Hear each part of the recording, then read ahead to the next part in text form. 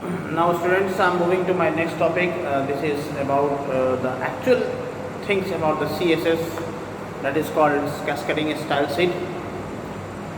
There are four different points that I'm going to discuss in my video regarding the CSS.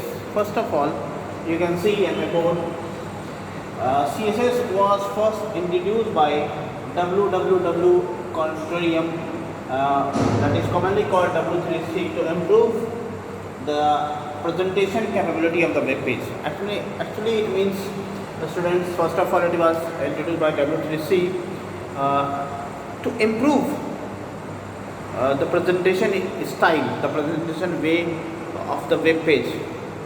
When you are working with the HTML, there are very less options to improve the page and their effects, page and their look, their appearance. That are very dull. But if you want, that means dull means it is not up to mark as your requirement. It is not multicolored bordered, you cannot specify. Multiple images you cannot specify. You cannot adjust the images as per requirement in the column or in the paragraph. Is all about not possible in HTML.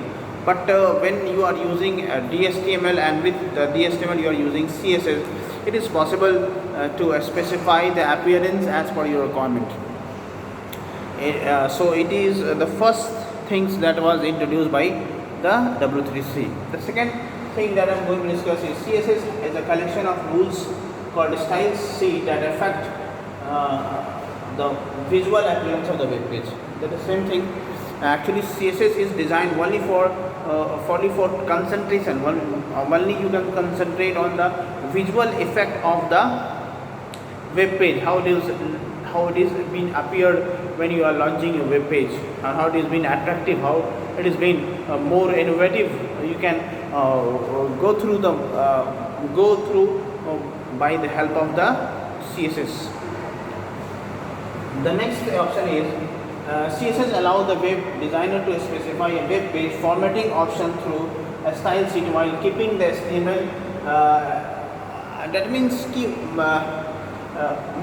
web browsers, CSS giving the options to the web browsers specifying the web page formatting as per their requirement, as per their formation. You can keep the file of the you can keep the file of the CSS document in separate area and the HTML document in a separate area.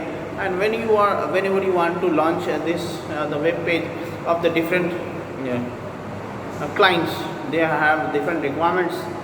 Some has red background, some has needing red background, some using white background, some are using multicolored background. You don't need to specify. You do not need to change the whole code. You must keep the CSS file in the different location and your HTML file in the different location.